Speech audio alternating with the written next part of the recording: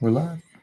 Hey everyone, it's Grace and Ketzel, and today we wanted to come on live because I don't know if you don't know, but if you don't know, Nature Boy is in trial for allegedly raping one of his cult followers, and amongst other things that he's being accused of.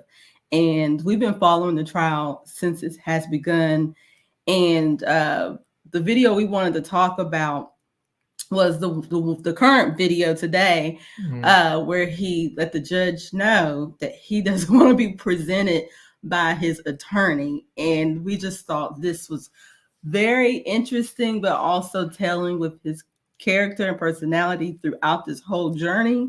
And so we just wanted to watch it with you and give our take about it. And also it brought up some old memories of things when we were in the cult, and just it just made us remember how he can be at times.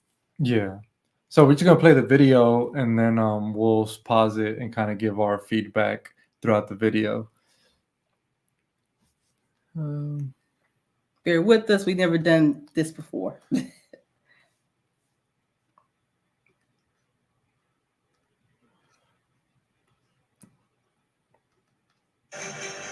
We've got some breaking news out of Georgia and the polygamist cult leader trial. Defendant Ilio Natureboy Bishop is asking the judge to dismiss his attorney, and things are getting heated. If you are new to this case, Bishop is on trial for allegedly raping one of his cult followers and releasing revenge porn.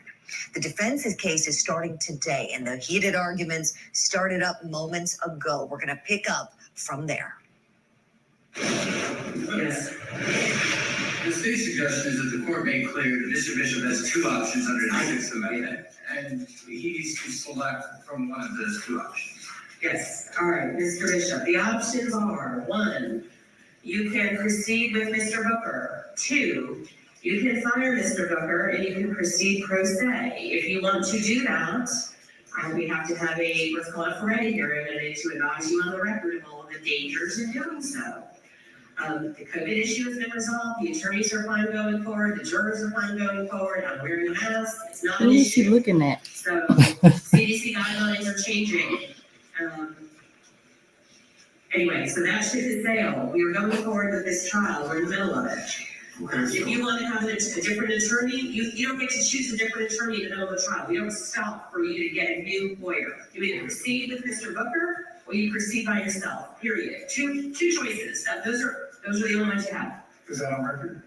Yes, everything is on the record. Okay, I will like to fire my attorney if I can find new Okay, counsel. that is not an option. Okay, so you're not listening to me, Mr. Bishop. The Okay. options are Here, pause it. proceed with Mr. Booker or proceed without an attorney. Those are the two options you have at this juncture. Period. okay, so that's where they're at right now. So yeah, the prosecuting attorney, like they already rested their case. They presented their witnesses and all that. So now they're at the point where they're gonna go. The defense is going to present their witnesses, their testimonies, and now Nature Boy is trying to drop his lawyer because he basically feels like he's not being well represented, right? And Mhm. it's just like this how he's moving right now, like how he's looking around, like that's so.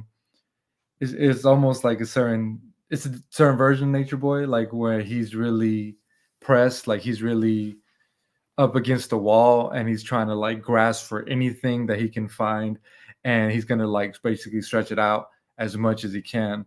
Hey everybody, let me know. Make sure the audio, you guys can hear everything good.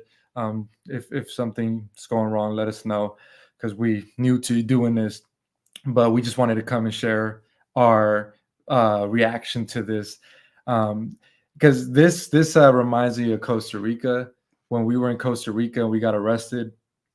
Um, so for those of you that don't know, I was a translator in Costa Rica, and because I spoke Spanish, and so when we got arrested in Costa Rica, he was basically having me translate everything that he was saying, and it was so it was so annoying. Like it was just so irritating because and I was thinking at the beginning of this trial, I was like, his lawyer is going to be in for it because I can only imagine what he's going to be telling his lawyer and how much pressure he's going to be wanting to put on him to say certain things and do certain things and be more aggressive, because that's how he was when I was translating. He was making me say shit that I was like, oh my God, I do not want to say these to these people, because he was basically, they wanted him to sign certain stuff and he was refusing to sign stuff. They were basically like, if you sign this, you guys can just go and we can forget about this whole thing. You just got to sign it here. And he was just so paranoid that he thought that if he signed that he was going to basically be arrested or some nefarious thing was going to happen to him. But I just remember like Key at the time, Flo and me were just like, man, like this is annoying that he don't want to just do this one thing. We obviously broke the law because the visas are expired. Like we know that it's not like we're innocent completely, you know, like we knew that the visas were expired and he's still acting paranoid like he's not already in the wrong. And so he was having me say stuff is like he was saying shit like can you tell them, is it because I'm black? Is it because we're black that they're treating us this way? And I was just like, no, bro, it's because your visa expired and you're breaking the law. And they're saying that at this point, like they're okay with that. They just want to get this over with. All you got to do is sign this and they'll send you on your way. But he just wouldn't even agree to like the most even minimal like agreement, you know, that was like for his best interest. So I can only imagine the frustration that Booker, his attorney, is going through with him. And it does feel in some ways like he's like already done with him, like he's like fed up with just having to deal with it in some ways. Like I can only imagine. Yeah, my first question is, who is he looking at? He keeps, when you watch this video, if you have already watched this video, he keeps turning around looking at someone. Who is he looking at? And it gets to the point where the judge is like, look at me. And I feel like in the beginning, she gave him his two options. This is what you either go with this attorney or you have to advise yourself which one. And it was just too much back and forth, but as you're going to see as we continue to play. Right. Like that's what he does, like, though. It's like, do you not hear the question? Do you not understand what you are being asked and what you can do? Like, so go ahead.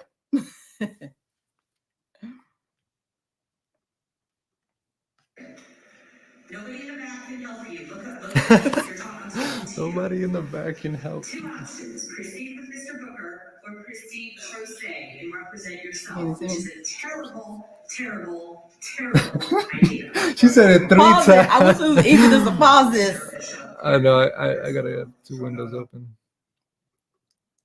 Let me see if I can do it. We try to make this easy for us to. Y'all, you hear what the judge says? She was like, it is a terrible, terrible thing if you try. She said terrible 3 times. Terrible, terrible, terrible. And then she was like, period. Like, I was like, okay.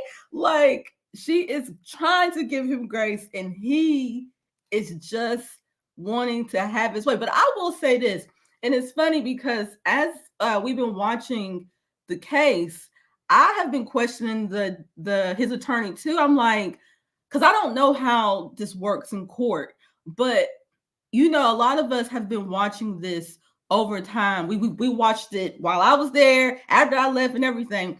And it's like there's things that we know that went on that they're not bringing up, and the witnesses are saying things, and no one is going deeper. They're just letting the witnesses say this, and they're going on to the next question. So I'm like, wow, like what can his attorney ask and what can attorneys not ask? But at the same time, it's like, I know there's a certain way that the courts work, but I was wondering how Nature Boy felt about his attorney. And I guess he felt like all of us, like, bro, this is not going in your favor. Yeah, I knew right off the jump that he wasn't going to be happy with his attorney because, for one, Nature Boy is really aggressive, you know, so he wants someone that's litigating in his favor that's going to be equally as aggressive. And this dude seems a little chilled back, and just the kind of line of questioning that he follows isn't as aggressive as it could be, I think.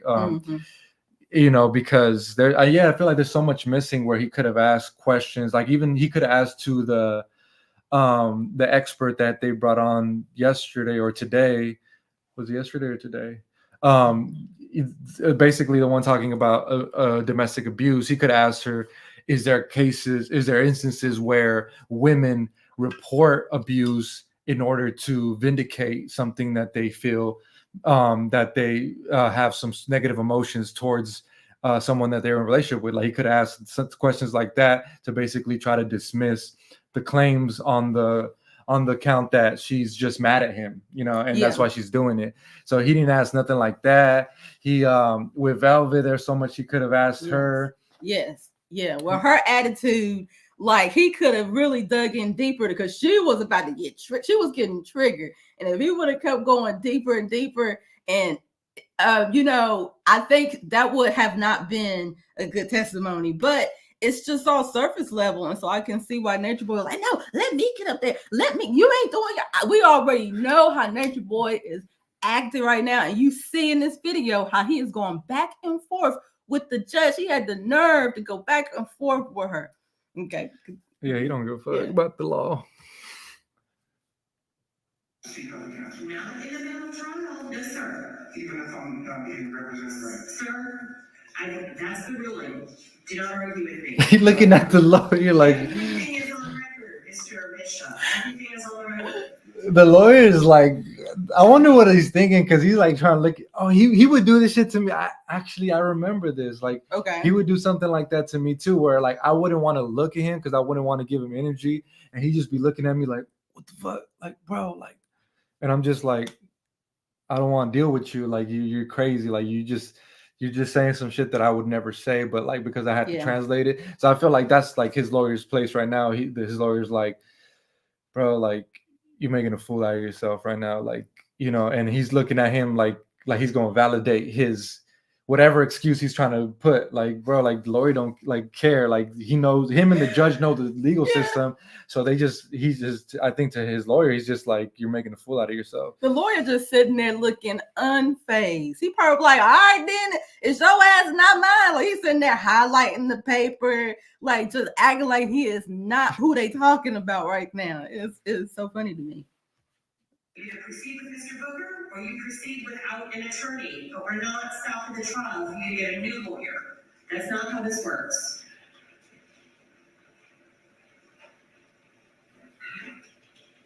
Can you move the camera? I feel like I'm out of the camera.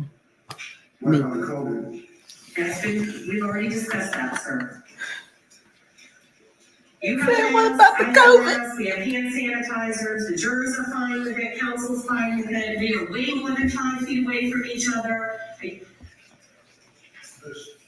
So you're trying everything you can to not go forward with this trial. Because I'm not being treated fair. Okay, you are entitled to your opinion, Mr. Bishop. I'm not going to argue with you, but we are moving forward with the trial, one way or the other. If you're concerned about COVID and you want to stay in the back and do not want to participate in the trial, that is also your. That's the thing about Nature Boy. Like, he was really okay with dragging things on. That's why the conversations that we had, the meetings, they went on so fucking long, because there was nobody to regulate. Like, no, like, this is what it is. Like, we got to go to sleep.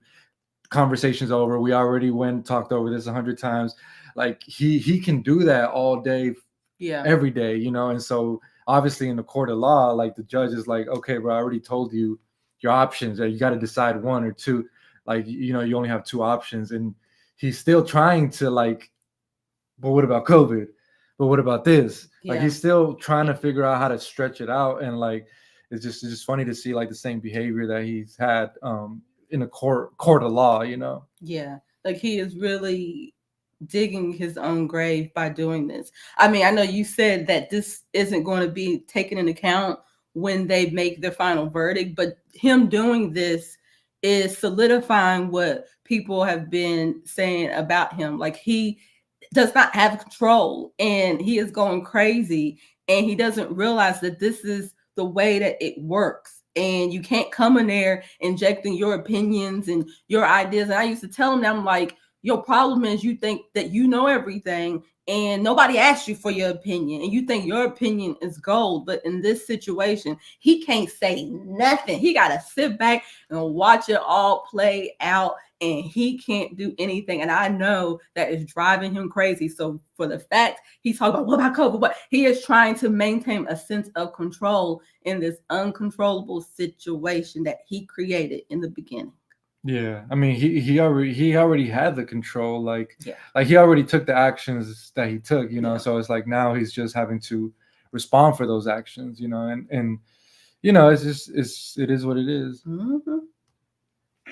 And we'll try you an extension that's considered a voluntary absence from court. Really? Really?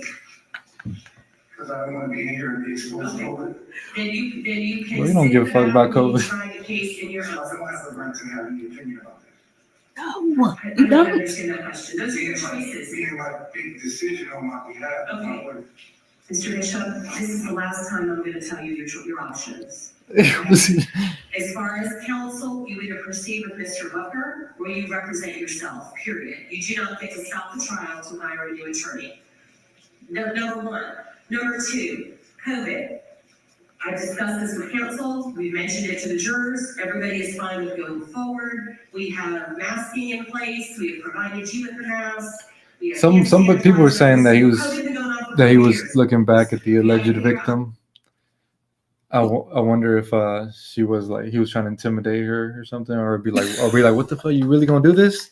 I hope not. I hope not. I don't understand what he didn't understand. She gave him two options: either you go with Booker or you go with yourself. I don't And think he didn't understand it. He just didn't want to accept it. Yeah, well, and it's like he was going to keep asking the question, I guess, to get what he wants. Mhm. That is some interesting behavior, and he's going to keep going at it until he get what he wants. Right, And the judge, like, she's strong, like she's able to, like, nah, you ain't about to come up here and dominate. But if you were a part of carbonation, this is something that we had to endure. And some people there, they stood up and pushed. But most people there, they were weak-minded. They was like, okay, fine. All right, fine, I'll do it. I'll do it. It's funny, whatever. Just stop talking to me. Like, and I don't know if that makes him wrong, but that's definitely a part of his personality that he is going to push until he get what he wants. That's true. I guess I didn't think about it that way, but what he's doing right now with the judge is kind of like the thing he's being accused for. Yes. Is for when someone says what they say and you keep pushing on it until you try to get your way, like that's just your pattern of behavior. And he's showing that to the court, and he don't even realize it. And I don't even know if they realize it, but yeah, it's like he just has a strong energy. And it's like, the thing is, like, you as an individual always have the right to hold your standard and your boundaries, even with him. But I think he's just a person who's going to try to test you way beyond what most people would. At some point, most people would just be like, all right, I'll leave it at that. But he'll keep on going and going and going. And what most people do is they give in, and so, like, yeah, that's the confusion. I think it's like people have an option. People can say no, people can leave, people can do a lot of things, but he just does so much to put pressure on you that most people don't have a strong enough will to just persist through it or walk away and not have a conversation. Yeah, I know the alleged victims is like, keep on talking, Nature Boy. We are way more than 5 feet apart, and somebody just coughed right now. The process of changing anyway with respect to the isolation rules. They haven't changed yet. They are in the process of changing them to eliminate the isolation requirements and just to require masks. I am wearing a mask. I will wear a mask throughout the entire trial. So that if you're not comfortable with that, if you want to sit in lockup during the course of the trial, that is your right. And that will be considered a voluntary absence from the proceeding. Will I be able to hear what's going on? Nope. There's no feed back there. Nope, you wouldn't be able to hear it.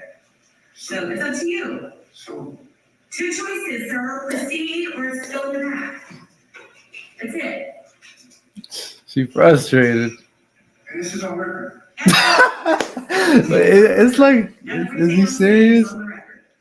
So the appellate courts can hear it. If they think I handled it improperly, they'll have their discretion to do whatever they deem appropriate. So you need to decide now what you're doing.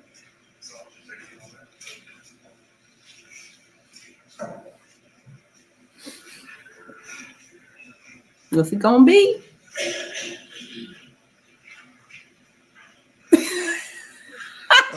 Do you want to He's like, he's grasping for something. He's like, what's looking like? What should I do? What should I do back there? And Booker's just sitting there, I'm highlighting, act like I ain't hear none of this. Like, yeah, this is funny to me. He's just like trying to find something. Yeah.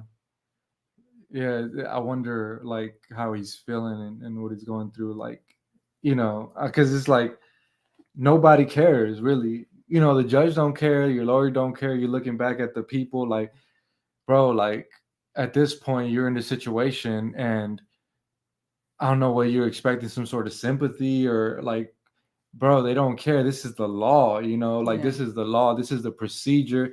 This is designed this way. And this is what everybody who goes through trial goes through. Like, you're not special. You're not beyond the law that they set forth. And in this court of law, this is going to be how they're going to carry things. Yeah. This is the procedure that we follow. There's no way out of it because it's either that or they'll just lock you up. Like they have too much control and power for you to be able to manipulate it in this situation. You're not going to manipulate the judge. You're not going to manipulate the court. Like it's just, there's too much power, too many variables that are out of your control, Mm-hmm. So I think that must be really challenging for him to just accept that, Yeah. Courtroom for the remainder of the proceeding, Mr. Bishop, and participate in this trial. Participate?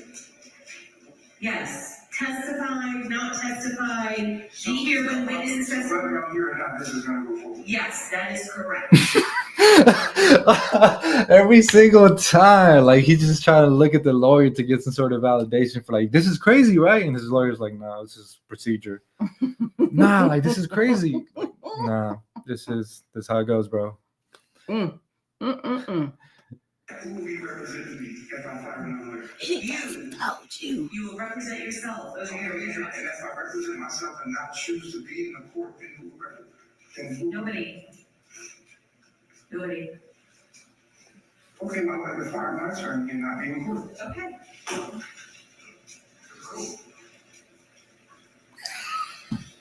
All right. So that means, if that is the case, you want to fire. No, I was gonna say let her say.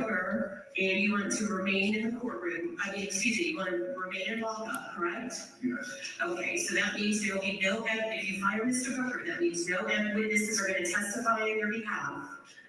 You will be presenting no evidence, and we will move right into the closing arguments. So are you saying that I don't have a right. I'm not allowed to defend myself? That's not what I'm saying at all. You have a right to defend yourself. You have Mr. Booker here, who again is doing an outstanding job on your behalf. So you heard what she said. Okay, first, she made it clear to him several more times that you can either be represented by him or yourself. And so, of course, he's just like, well, I'm just going to be represented by myself. Like, that's the obvious choice, and then she was like, okay, well, if you do it, you don't get none of the witnesses that you don't get to talk to these people that are coming here to testify on your behalf. You don't get to do that. And he's like, well, why not? Why can't I talk? Bro, you are in trial. This is not how it works. If he could have it his way, like he would be his own attorney and he would be talking to everybody. Yes. He would. I guarantee you, like that would be his ultimate desire that he would want, because he that's what he did at Carbonation. Like he would act as the person who was questioning, person who was asking the questions and going down a certain line of questioning. So like he wishes he could play that role. But she's like, nah, that's not how it works. Yeah, and she said that his attorney is doing a good job. Because I'm sitting here thinking similar to like Nature Boy. I was like, he ain't really helping you. But she was like, no, he's doing a good job. I'm not an attorney. I'm not a judge. I don't know how Babylon system work. Okay. But guess what? You did them shenanigans in Babylon. So now in Babylon, it's going to try you. Don't come at me with that mess. It's like you did all of this and now you're going to be tried the way that they want to judge you, and and she's like, you're making the bad decision. She's trying to help him. And I know she's like over it, but she is literally trying like, I don't think you want to do that, sir. I don't think that's a good idea. I think she just wants him to have a fair trial because I think that's his right, his right to a fair trial. And so like she just recognizes that if he tries to represent himself like that, that's not going to be very fair for him, and I mean, she used the word outstanding, like your attorney's doing an outstanding job. Outstanding. So, for her to use that word, it just goes to show, like, even though from the perspective of us, knowing a lot of things are being left out and what could have been done better and said more, from the perspective of somebody else who hasn't really followed along, they feel like the attorney's doing a good job. So, that just goes to show that just because we feel like he's not doing a good job, we don't know what the public is thinking, and we don't really know what the jury's thinking because they're not even aware of Nature Boy and everything that he did in Carbonation. So they're looking at this from a brand new, fresh perspective. So it's kind of hard to put yourself in that place once you already know everything. If you've been there for years watching everything, all the shenanigans and stuff, it's easy for you to have a certain perspective. But if you don't know and you're just hearing these people talk for the first time, and it's just like a lot of new information, like, oh, you guys did what? You have a baby by who? And this, and like all these different factors are getting thrown out there. It just starts to paint a picture that you get to piece together, with all this new information. Yeah. Somebody asked, did the jury hear this? And then I guess somebody said no. So I guess the jury wasn't in here for that, for all of this. No, they didn't say that to. Wait, they did. I thought the jury was in this, but I'm not sure.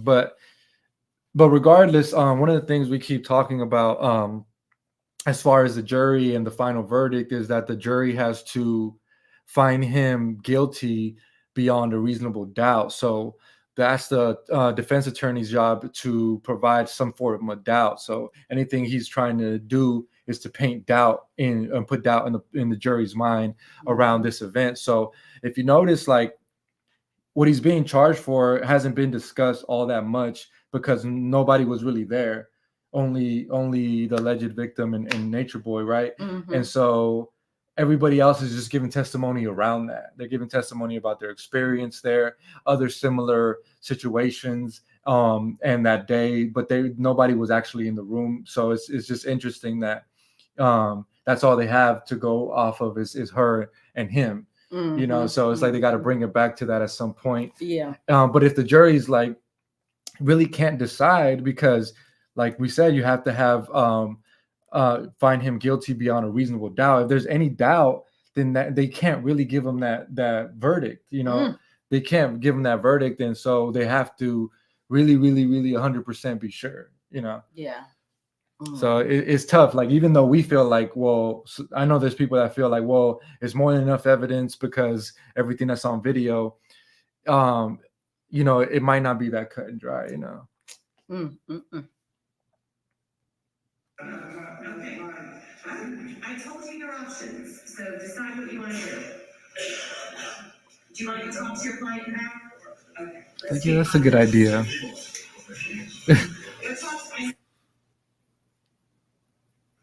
Oh, I like this judge. She is not putting up with the Nature Boy's antics.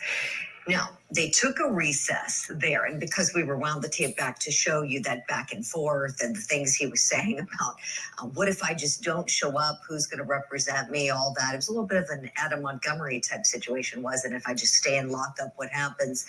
Well, after they conferred, Mr. Bishop decided not to fire his attorney. Smart move, as the judge noted. His attorney, Robert Booker, is going to continue to represent him, going to continue to stay in the courtroom with him, and the trial is going to proceed as it has been. The defense has since called some witnesses as well. Okay. Yeah. Close this out. Okay. So for me, watching that. I'm joking. So for me, watching that, it just really Oh shit. showed his character. Yeah. It just really showed his character. It really shows like who he is, like why he is where he is today with that mentality and attitude and thinking that he knows more than everyone else. Right. And he almost ended up ruining his chances of a case, possibility of vindicting himself, but because he didn't have the control and the things aren't going the way that he wants, and people aren't saying the things that he wants them to say, he is having a fit. Yeah. He literally almost ruined his whole case, not realizing that he still might have a chance. Right, exactly. That's what I was thinking too. Like, oh man, like you throwing in the towel, and that's your best option is just to keep going, with what he's got. But yeah, yeah. Jameer said, was he wrong trying to defend himself? According to the judge was like, I don't think that's a good idea, sir. According to the judge. Yeah. Yeah, I think in these situations, like there's just a certain protocol, and like when you go outside of it, it's like, there's a reason why people do the things the way they do them, Mm-hmm. Just trying to defend yourself. I think it's like you want to put yourself out of it as much as you can, because the more you put yourself into it and you try to speak for yourself, the less credible you are, because of course you would defend yourself. Of course you think you're innocent, but it's other people that got to come in and tell the story besides you, so that the jury will be like, okay, so it's not just him, like based on other people as well, like we can confer that he's innocent or guilty. So I think when the more the suspect tries to involve themselves, it just looks bad. It looks bad because, like, what are you trying to defend? Why don't you just allow other people to basically say what was true or not, and let the jury decide. Yeah. That Sat 12 said, do you think he's too dangerous to be I guess we can show the comment. Free regardless of these particular charges? The jury may not care about following the reasonable doubt rules. Well, they have to, they don't have to, but here's the thing. I think the judge is going to have to explain to them how it works. So she's going to explain to them how they have to come to a verdict and what criteria they have to use. So she's going to let them know they can't be emotional about it, that they have to use the evidence that was presented, and it has to be certain criteria, right? Obviously, they would all have to like collude together to be like, okay, well, even though is not beyond reasonable doubt, we need to lock this man up. But if even one person says like, nah, that's not right, because there's not evidence beyond reasonable doubt, then it'll be a hung jury. If they all can't, it has to be unanimous. All the jury members have to agree on it.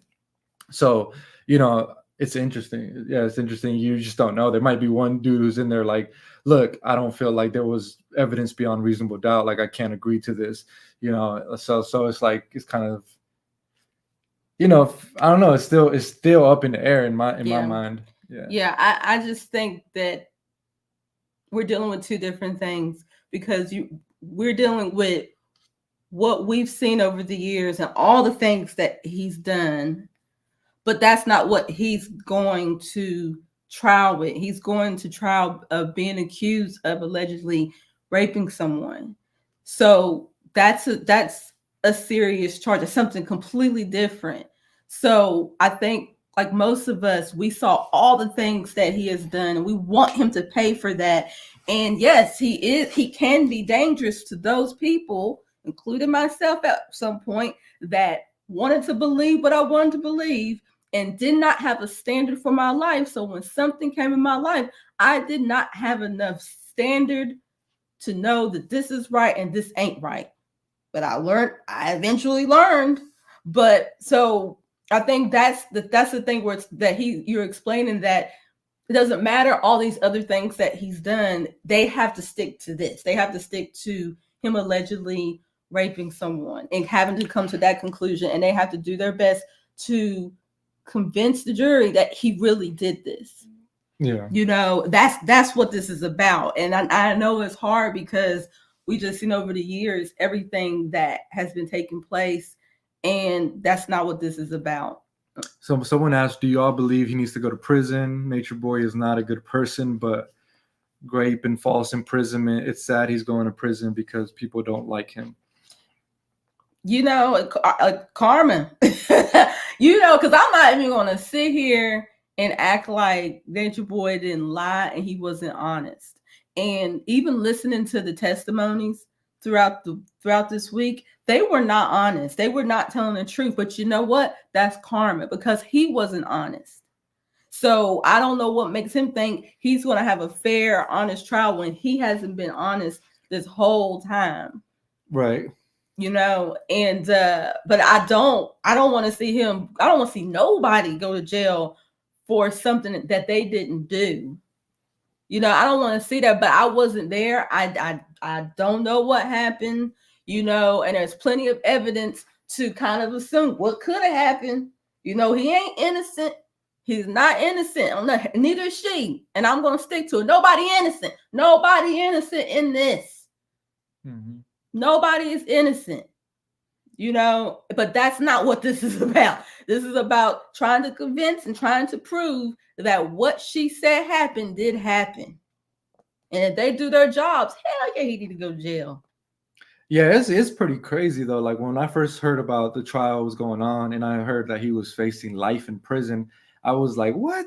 Yeah. Are you serious? Life? Like that, like I never would have thought that it would get to that point, you know. I figured like, yeah, okay, he might serve some years, maybe 5-10 years, but like life in prison is basically a death sentence, you know. Yeah.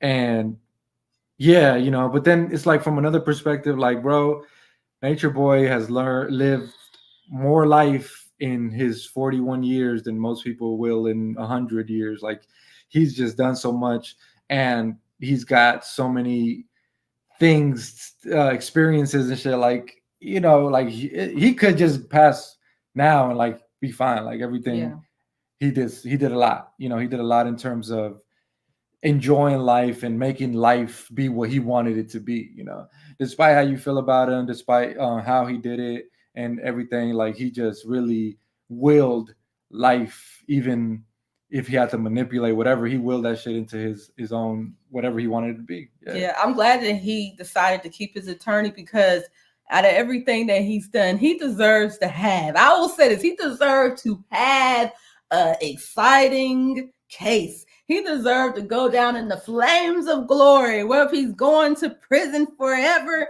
or whether he's being set free. He deserves to have an exciting case. All the years he's been online doing what he has done, and now he finally got caught. Now he's finally being judged and tried in front of the world. And I want this case to be impactful because this whole experience, the whole carbonation experience has been impactful, whether it's positive or negative. It's been impactful.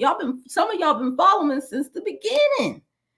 And don't you think we deserve to have an exciting, impactful case?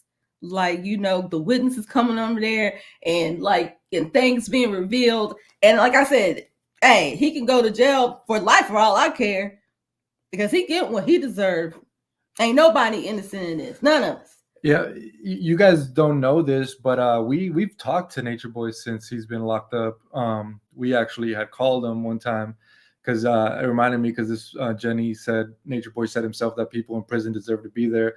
I think I played that clip for him. Oh, you did? Yeah, I played that clip for him when we were on the phone with him just to show him because if he ain't gonna listen to nobody else, maybe he'll listen to himself. And he got mad, obviously.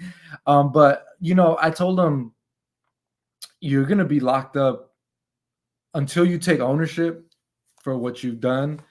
You're going to be locked up, you know, and he obviously dismissed it. But I really, truly believe that, you know, all of this is happening just because he doesn't choose to take ownership over it. And he's like obsessed with the semantics of it. Like, well, I didn't do that to her. So I'm innocent. It's like, okay, even if you didn't do that to her, you're still not innocent because you did something. There's people don't get accused of that or thrown in jail usually for just being completely innocent. Come on, there's plenty of things that you've done that you've just manipulated and done things to where, come on, this outcome was bound to happen. You can't play with people's emotions like that. You can't do that to people, even if they allow it to do that to themselves. You shouldn't be complicit in what they allow. Like you should have some sort of tolerance. Like, I know you will allow me to do whatever, but I'm not. That's not okay. Like, you shouldn't allow people to do that. Well, remember what he said. Remember he told us he's playing devil's advocate. Right. So he used to say to us, he would just make up stuff and do stuff just to see what we were going to do, just to see who we really are. Well, it backfired on you, didn't it? Because he could easily say he was playing devil's advocate, with the victim. But now look who is but locked up. That's like, there's a lot of gray areas like in Nature Boy, because even in this case, right, the people that are testifying could, whenever they question them, like, but you said this, they could always use the argument, well, yeah, I was brainwashed, and I didn't have control of my thoughts, and so I thought, and I was pressured, I thought this is what I had to say, and so that's why I said it. But then on the flip side, Nature Boy could be like, everything that I show on camera, even if it seems like incriminating evidence, it was all theatrics. It was all just to get views. I would say anything. It didn't really mean that, so they both have something to kind of fall back on as far as an excuse for their behaviors and their past actions. So yeah, I just feel like that pattern keeps repeating, because even with Nature Boy, he could do something to you and be like, oh, I was only playing devil's advocate, but you don't really know if that's actually the case, or he was just using that as an excuse to validate his behavior. Yeah. So it's like, there's a thin line between like what people's actual intention is and the excuse that they use to validate their behavior. So it's like, at the end of the day, you won't really know, because that's in people's heart. It's like, and you know what? If this was a crime, what Nature Boy is guilty of, and it's not a crime, but he is guilty of being able and having the ability to tell the truth and a lie at the same time, and you have to decide which one it is. Right. That's the thing. Nature Boy has shared a lot of truths. He knows a lot of truth, but he also told a lot of lies too. Yeah. But you have to decide which one it is. But at the end of the day, don't matter what no one say. It's about what they do. It's about what they do. And it's about what based on the actions. And he did a lot of stuff that we knew that wasn't right, but we decided anyways just to go along with it. Right. And somebody asked the question, I can't see it. What was you gonna? Well, I was just gonna. Andre said, I feel like there are a lot of people who's going to be fair, and then there's those that just want him to fall, rather whether she's lying or not. Yeah, definitely. That's why there's a lot of people who already decided the verdict of this case before they even heard all the evidence or testimonies, and those are people who obviously have a just a negative perspective towards him, and I it's understandable, but yeah, it's like you got to be able to separate your disagreement with somebody or your dislike with somebody in these scenarios with what's actually factual in terms of the case and him being guilty or not, like, so it's like people can't do that. Like, they already decided, like, so even when we come and say like, well, let's tell the whole story, like, let's showcase everybody, they're like, no, unless you condemn him indefinitely, then you're on his side, and it's like, I don't believe that's true. Like, I can showcase somebody's good and bad side on both sides, for everybody, and still like just be neutral about it. Like, it's not that I have to pick a side. Like, I don't have to condemn him 100% and hold nobody else accountable, for me to just share. And I was thinking about this. I think the alleged victims, because that's what they're calling themselves, victims, is that they think that they're holding themselves accountable and taking responsibility by coming out and testifying against him and saying, it wasn't me, it was him. I didn't have anything to do with it. I didn't want to do nothing. That is not you holding yourself accountable. That is not just because now you did what you wanted to do. You did all those things that you wanted to do. You stayed there as long as you possibly could and put up with all of that. And now that he's in jail, now everybody want to flip the script. Ain't no one left and came out and said they left on their own merit, that they didn't like what was going on. Ain't none of them left. They either got kicked out or they left because of some hurt feelings, but it has nothing to do with the wrong that was taking place in there. They did not care. None of it. I'm going to say, we did not care about what was going on with nobody there. It was all personal. Yeah, that's true. Yeah, that is true. I think, like, even in my experience, like when I when I wanted to leave at some point because I didn't agree with something, it wasn't because I'm like, oh, you poor people. It was like, nah, I just don't like this and how I feel about it. I need to leave, right? And so I think that that's the case for a lot of people. And it's like we all had an idea of what we wanted carbonation to be, and then when it didn't work out, or when it wasn't what we thought it was or what we wanted it to be, then we left with like this feelings about it. Switch cameras. Yeah. Hold on, y'all. We gotta switch cameras. Yeah, this is our first time doing something like this. It's something new. Because we're watching it, and you got different people. You have people that went to the trial and are testifying against him, and then you have those people that were part of it and they're not saying anything. And we wanted to be the part that, even though we're not at the trial, because we ain't taking those sides. We saying that all of us was wrong. Okay, we all played a part in that, but we still wanted to come out and share our perspective, talk about it, because this was our experience. And we know many of you have been here from the beginning. And I know this is a pivotal moment for you as well. Like, even though you didn't go there as a member, you watched the whole time. Some of you guys were cheering us on, and some of you guys are trying to stop us from, making these decisions. So this is huge for all of us that's been following this story. So we just wanted to come out and just keep it real and, tell our perspective, take our ownership of it, and just see how it goes, see how it plays out. Be the example, be what we want to see in the world. That's who we are. Wizard says, so if a woman says no during the process of sexual consent and you continue, is that R word? Yeah, I guess that's the definition. Yeah. Well, I guess that's the argument,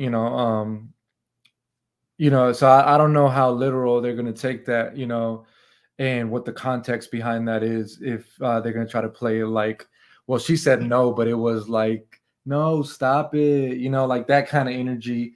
Or, but then on the flip side is like, do you have a right to keep asking? Is it a crime to keep asking?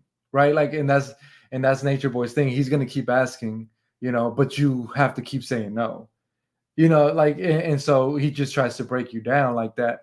So, but if you agree, ultimately at the end of it, I don't know whose fault is that. Is it the person that kept asking, or is it you for eventually acquiescing and agreeing to it?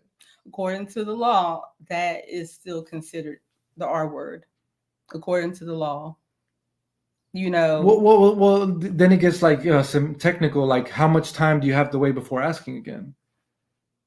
That's why this is very tricky. That's why they're being very careful, because it's and trying to really bring the evidence that this is what this was.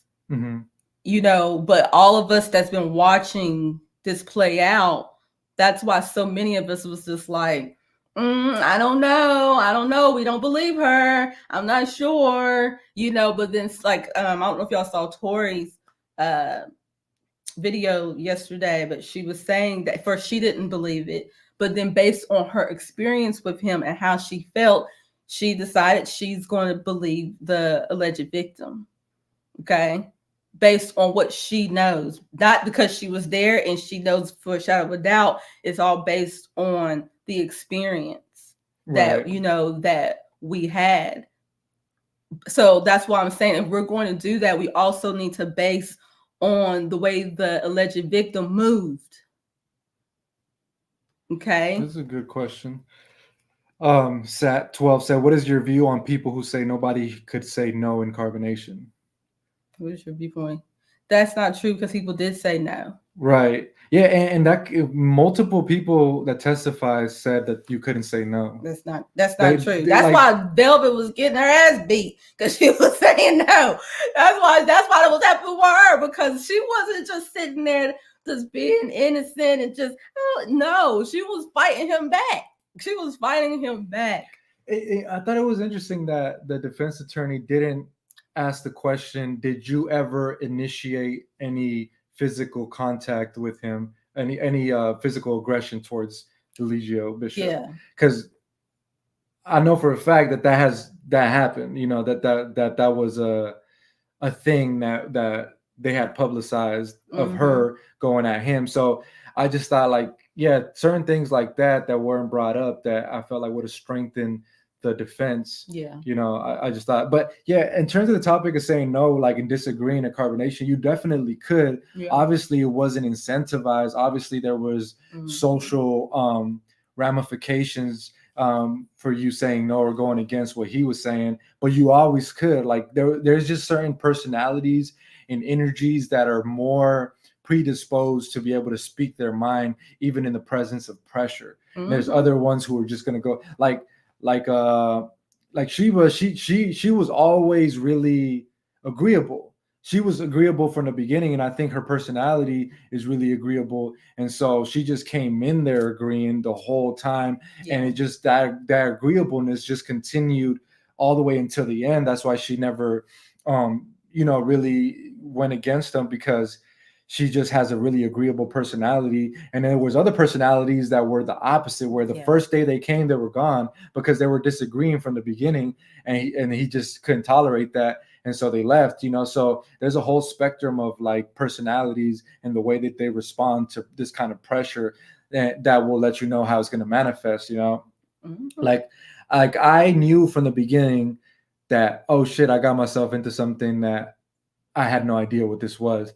Oh shit, like I'm supposed to be waiting, like when he goes live, I'm supposed to be paying attention. I'm supposed to be like, there's all this structure to it. Like I didn't know that's how it was going to be, but I realized from the beginning that that's what it's going to be. I made a conscious decision to stay there despite it not being what I thought it was going to be. I told myself, I'm just going to learn here. I'm just going to see how it plays out. But it wasn't like I didn't have a choice. I just told myself a story internally that I should just stay and see what it was going to be like. And I stayed for 2 years, Yeah. Did you want to bring anybody on? I don't know if anybody want to like come on and talk to us or share their perspective. Like really just share it. You don't have to agree with us. I think I got to share the... Yeah. If you want to come on. Yeah. So I just shared the link. If anybody wants to come on.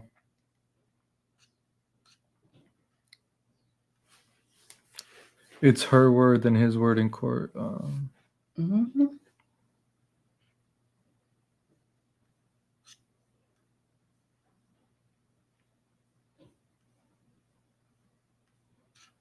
Yeah.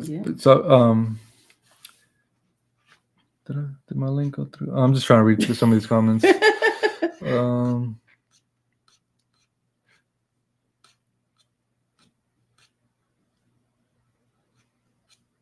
Yeah. Okay. So yeah, the link is in there if anybody wants to come in. Yeah. So I just think everybody came to carbonation for their own selfish thing. Like some people, I felt like, right, they wanted like for me, I felt like I was getting away from responsibility. Like I was just trying to get away to somewhere where I didn't have to really be responsible for my life. And you was the most responsible. Yeah, you had to do everything when you got there. That's the irony of it. When I got there, like I was put in charge of a lot of things, like the Spanish, the music, the editing, the running errands, the finding Airbnbs, finding places for us to live, all that. But there was other people who were attracted to carbonation because of the notoriety, of the fame, of the attention that they could get. There's other people that were lustful that went to carbonation just to be with Natureboy and sleep with him. Okay, somebody. No, that's my camera. I'm just going to use this camera because it keeps going out. Oh, okay. So, that's why I just think like everybody has to reflect like on why they went there and was it actually pure intentions, and yeah. Yeah. Somebody said new carbonation coming soon. No, it ain't. This is it. This is it, y'all. It's no more. It's no this whole guru leader, somebody being the authority over your life. That's in the past. 2024, we entered the year of the dragon. Pluto is now in Aquarius. All of that is in the past. Like now, you are becoming your own authority, and this is why you're seeing all of these gurus, these so-called gurus, the Brother Polites, the Rashad Jamals, the Nature Boys, the Pharaohs, and whoever else. They're going to jail, but it's interesting they're going to jail for grape or for selling someone, but because now this energy is no more. Now you are the authority over your life. Whatever you do and say is because you wanted that. Mm-hmm. And I feel like that's what this is happening for, is so that we can step into our own power as individuals. Because before we thought we had to come through it through some sort of, Messiah or prophet. But now it's like, and this is the whole point that I think, I don't know if it often gets understood in how we communicate and the kind of ownership that we take, is because that was the whole point, so that you can reclaim your power. Like he was just putting pressure on you, and instead of like locking up all the bad guys and him as well, so that there's no pressure, so that you can keep being naive, like that's not the point. The point is that even regardless of pressure, even regardless of people that are really strong-willed, you should have enough self-love or just self-awareness, discipline, boundaries. You should have all these characteristics so that that's not a factor anymore, that you can hold your own self. And so if you didn't learn that going through that experience, if you're still like, oh, you got to lock them up, that's the only way I can be happy or that I can move on with my life, then you really didn't learn the lesson, like in my opinion, because I don't need you to lock him up. Like now I can, even if he was in my life again, I wouldn't respond the same as how I responded. And when we spoke to him on the phone, I didn't relate to him in the same way. I just felt like I saw through him and I could see what he was doing in the game that he was playing. And I just chose not to participate. Like I was like, just hang the phone up. Like we don't have to deal with this anymore. Like you're either going to treat me the way I want you to treat me, or I'm not going to engage with you. If you disrespect me or try to do certain things, I'm not going to engage with you. I'm not going to give you energy. I'm not going to entertain you. I have my own strong will now. And so, I had to realize that. And I'm glad we were able to confront him. I mean, I confronted him before I left, but then we confronted him on the phone again. And I'm glad we didn't need like a court system to have to do that, because you don't really know if it's real or not. Like, is the only reason they're able to speak because there's a bailiff with a gun there, or have they really came into their own power to be able to confront and deal with him individually? No, because and I know that sometimes I come off really harsh and as though I have no compassion for what's going on, but I see the power. Someone in here. I see the power in everyone. I was there. I saw what we were capable of. And I know that we were the elite. I know that what we were doing was the right thing. And now to see everybody flip the script and act like they were victims, they ain't had nothing to do with it. I will refuse to let you succumb to your own lower self, so you can't take the blame for anything because you're scared.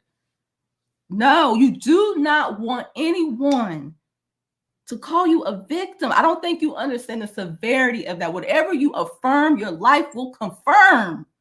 Let me say that again. Whatever you affirm about yourself, your life will confirm it for you. So you do not want to be out here acting like you are calling yourself a victim. Then your life is going to have to show up like that. And they are allowing these people to have them walk off the cliff just because they don't like Natureboy. Just because they can't stand his ass. They don't like what he's saying. And that don't. It's like I'm like, don't forget, y'all are not victims. You did what you did. You're not proud of it. Take accountability for what you did Even though you didn't want to do it, you still did it anyways. Take accountability, forgive your own self, and keep going. Yeah, and accountability isn't saying, "Oh, I'm sorry that I said the things I said, but because I was brainwashed." That's not accountability. right. Like that. That ain't no Going and accountability. apologizing to people for things you said under the guise that you were brainwashed isn't accountability. That is no, you try again, you're putting that power on someone else. And that is how Nature Boy became who he was, because we gave him our power. Nature Boy could not become who he is without us. And that's why I said we're all to blame, because there would be no Nature Boy if he did not have his followers. He would have been just some man on the internet talking some spiritual jargon like the rest of them. But no, what made him powerful is that he had people there with him confirming and affirming who he is. And it didn't matter what any of y'all told us, we were going to make it be known that this is the truth, he is the truth, and y'all living a lie. And so now that everything has transpired the way it is, everybody, oh, it wasn't me. It wasn't my, I'm sorry. I was brainwashed. I didn't know what I was doing. I didn't even want to do it. Lies. It's all lies, and y'all know it. But you know what? That's his karma, because he lying. So he just created a whole bunch of liars because he's a liar. And somebody said in the comments, if she would have just got in the car, and if he would have let her walk away, and this is what I want. This is how you can prevent someone from making a decision that we made, by holding everyone accountable. If you don't want your loved ones, your children, to join a cult and experience what we've experienced, you have to let them know whatever decisions you make, there is a consequence to that. But what happens in these cult situations, we put all the responsibility on the leader and tell all the victims, all the followers, it wasn't your fault. When it is, when it was our fault, we made that decision. And if y'all don't want this to continue to perpetuate in the next generation and children, we have to be the examples of when you make a decision, this is the outcome of that. Right. I want Janae to win. Janae is beautiful and talented. I remember her since 2017. She's been trying to get there. But you can't uplift no one that keeps bringing their own selves down. And that's why she got what she got, because look at how she was moving. And that one little decision she made could have changed everything. And just on that one decision, if you would make that one decision, it can change the trajectory of your life. That's what this is about. This is the message we need to put out. Make better decisions. And if you don't, there are consequences to everything. And this is why we're all to blame. We made that decision. And Nature Boy, he's to blame. Y'all been telling him to leave her alone. Leave her alone. Leave Velvet alone. Leave all of us alone. And what did he do? He didn't listen. And now look at him. He should have let that girl go when she walked out that door. And what did he do? Tell her God is calling her. And what did she do? Walk back in there. When all y'all had to do was just let each other go. But if it wouldn't have been that moment, it would have been some other moment. But that's what I'm just saying. But this is the moment. We can all say woulda, coulda, shoulda, but this is the moment. This is what happened. This is where we're at. Based on the decisions that these two people made, knowing better. She knew better. He knew better. And this is why I ain't taking nobody's side, because y'all were two adults and y'all knew better. Y'all revealed yourselves to each other. You know she wasn't about you, and you know he wasn't about you. And you still went back, and you still was going after her. Now cut it out. This is the message. If y'all want to save people from doing what we're doing, it's saying the decisions you make, there are consequences. Choose wisely. If my son ever get out here living his life and decide to fool with certain people, I'm going to let him know. Be careful. Choose wisely. You get what you deserve. This ain't bias. Even with me, the way that I was carrying on all these years. Could have easily been me. But I made a different decision, didn't I? I made a different choice. It all comes down to that.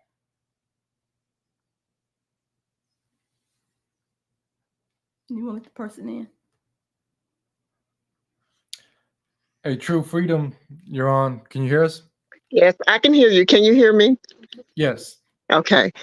I just wanted to just, you know, say about it. It's sometimes difficult to hear when a person has been taken advantage of, or raped. I guess you're saying it on it, so I can say it, and people don't believe you because. And then, as Grace say that, I do agree with you, Grace, that you can say people take accountability or whatever. But I remember when I was young, like I don't know, I was in high school, maybe in 11th or 12th grade, and we had a friend like of the family. I'm from a small town, so everybody knew everyone, right? And he was a boyfriend of my girlfriend. I remember I was going to school one day, and he stopped. I walked to school, and he stopped to give me a ride to school, and he rode right by the high school. And I can remember saying, well, I mean, what are you doing? I'm like, drop me off at the school. But he kept right on by the high school, and he took me to his house. And he actually raped me. I don't even remember. I'm honestly tell you, I can't. I'm like 61 now. I can't remember at that age that I actually said no. But I remember what he told me. He had like two. I don't know what type of dogs they were in his house. And I remember he said like, like, because I think I remember I was like, I'm getting ready to leave, walk out or whatever. I remember he told me he was going to let those dogs loose on me or whatever. And so I willingly at that point allow him to, have sex with me or whatever. And and then this guy, after he did that or whatever, he took me to school. And I remember going straight to his girlfriend, which was also a friend of mine, and I told her what he did, right? And I didn't press any charges on him. And at that time, I didn't realize that that was actually rape, because I thought also, well, I got in a car with him, right? And, I was young, but this guy actually raped me. That was rape. And I found out years later that he not only did that to me, but he did that to many people. So, and then, something happened to him years later, as you reap what you sow. And I mean, many years later as an adult, some he went to prison, not for rape, of course, but for something else. But I'm just saying that I believe, regardless of the young lady's actions that she took, whether she was loose with herself or whatever, I do believe that the things that he did and are the repercussions that other people had to go through, and like even the belittling and he bringing up or you guys having meetings or everything, whatever her reason was that she succumbed to his request, even with her going in the car. You guys' mind was so confused, and she is confused with love and whatever. Your mind is powerful. It's weak, but it's strong. And so I do believe that she was so manipulated and so confused. And yeah, she had opportunity to escape many times, but I'm not in her mind, and so I. I believe that regardless whether she's mad at him or not, that he really raped her. And I'm going to say one more thing. And I'm not saying anything because you feel the way that you feel. That's okay. But what I am going to say is, and I look at this, he was almost a murderer. And I think you would feel differently because with your baby, you loved or you were so gun ho on the mission and what your mind proceeded to be or what you wanted to be, that he almost caused you to lose your baby. You may have not looked at like that, but had you lost your baby, he would have been a murderer. And you could take accountability and you could have said, well, that was my decision to stay there. But I wouldn't say that, because I know you were confused during that time. You loved him. I'm not going to say maybe you loved him as a boyfriend. I don't know how you loved him, but not only you loved him, you loved the group and you loved the people. And that was a struggle for you to leave. But I thank God that you did not lose your baby, but you were a victim. You cannot feel that way, and you should take accountability. We all have to take accountability for the actions that we took. I made a lot of wrong decisions that that um I can't think of what, my mind is just racing right now, so I can't think that got me to where I am today. And like even in marriage or whatever, being in bad relationships. But when you're in a bad place, you will make decisions that you shouldn't, and you do things that you shouldn't do. But it doesn't mean that you're not a victim. And yes, she left plenty of times, and even with me looking at this stuff, and I'd be like, why people didn't. But you know what? I got a lot of whys in my life, but I am a victim of something. But I won't allow that to hold me down, because not only was I a victim, I became the victor. Like you became the victor over your situations, but you were a victim, Grace. Whether you want to believe that or not, you really were. But thank God, things turned different in your life.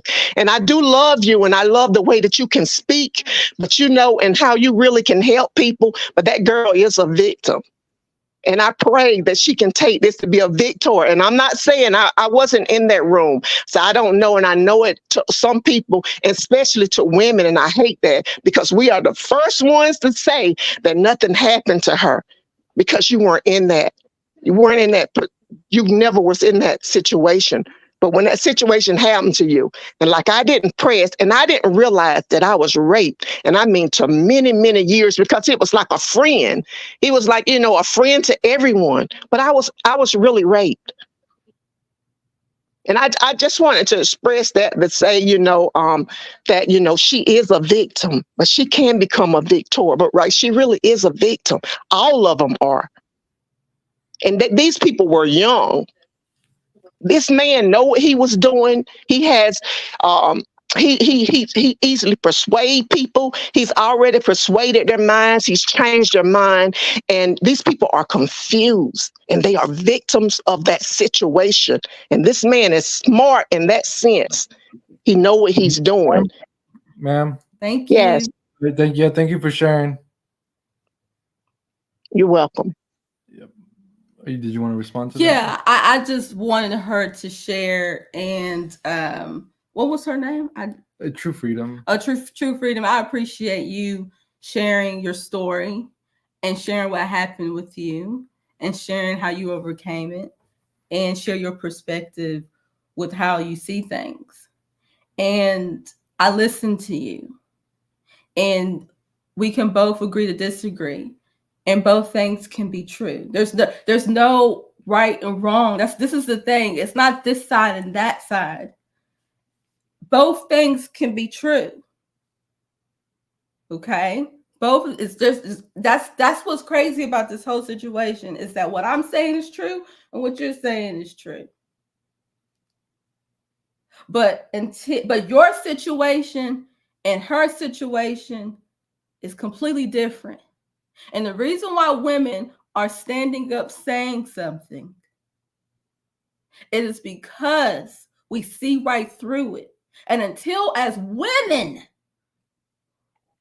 we start holding each other accountable for how we move, there will not be any change for us. We will continue to get what we get. And you can call me a victim if you want to. People gonna call you whatever they want to, but you decide the last minute who you are. Don't matter what no one say.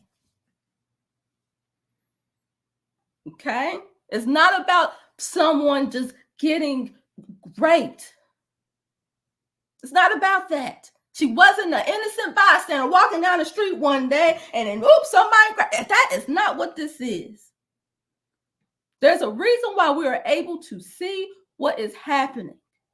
As women, we have to start taking responsibility for how we move. We continue to say that we are the prize and we acting like trash.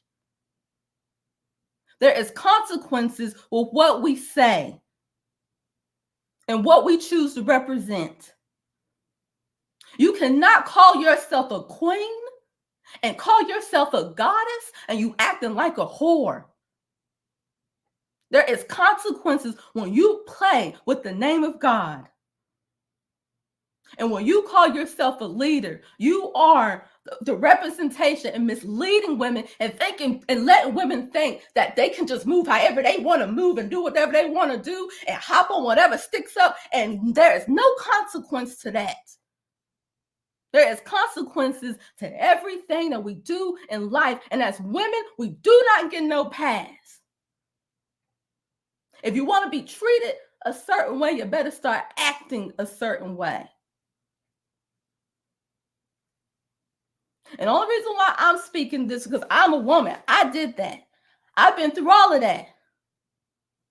How many men, how many babies you gonna have, how many men you gonna sleep with until you realize you're the problem? Because, ma'am, true freedom, I get what you're saying. Out of what Janae went through, you would think that would have been enough for her to sit her ass down and think about what happened to her. But what does she do? She ended up going chasing after that man. When is it going to stop? When you realize you are the problem to the results in your life. We can blame Nature Boy. We can do it. Please lock that man up and throw away the key. His purpose has been served, but it does not take away who we are and what we allow in our lives. And I refuse to talk down to anyone when I see your power, and I'm going to hold you to it. Whatever you affirm about yourself, your life will confirm it. And everybody's spiritual. Everybody talk about spiritual and having their little goddess outfits on and crystals, and the men talk about Hotep and that they're God. We're all God. We was preaching, we're all God. I'm God, you God. Until your life made you confirm who you are. This is what it was all about. Everything is all good. You spiritual until spirituality comes up to your ass.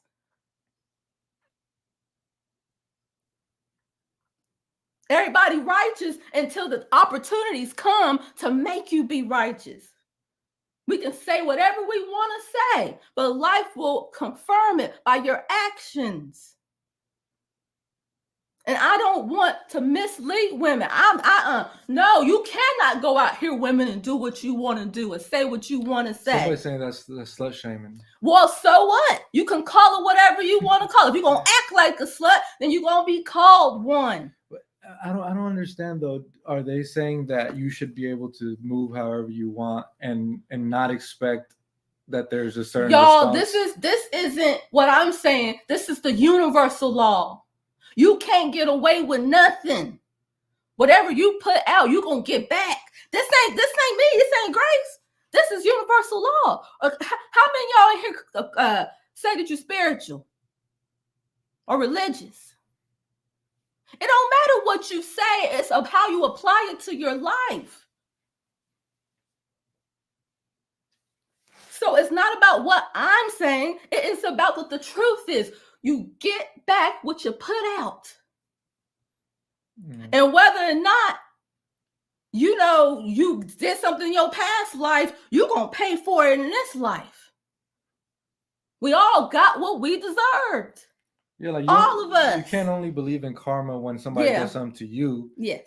You got to believe in karma when shit happens to you too. When you your life is going the way it's going, like that's your karma too. And it's like it's easy for people to point out like, well, their karma is coming to them for what they did to me, but they don't realize like, no, that happened to you because that was your karma too. That was it goes both ways. See, I'm trying to have a spiritual conversation. This is how this all got started, right? We all going back to nature, want to understand who we are. We all realizing that we're God. What do y'all think this was going to be? See, that's what you get when you're playing with the name of God, when you play in church, when you're pretending to be something that you're not. It's going to catch up to you. Everybody come on this thing talk about, I didn't really want to do it. No, that's what you get for pretending. All right, Jamari. Hey, how are y'all doing? Good, brother. How you? Great. I just want to say two things. The first thing is what you guys went through. Look, you guys came together. You know what I mean? There was a purpose for everything that y'all went through. Like you say, you were searching for realness and you found realness. You know, you guys both found each other, and like you really found freedom because you're not playing a victim. Like you said, you're not free if you're if you're a victim, you can't be free. Two don't go together because, like you But said, say you that are the again. higher. Say that again. Say that You are again. the higher. You cannot be free if you're a victim.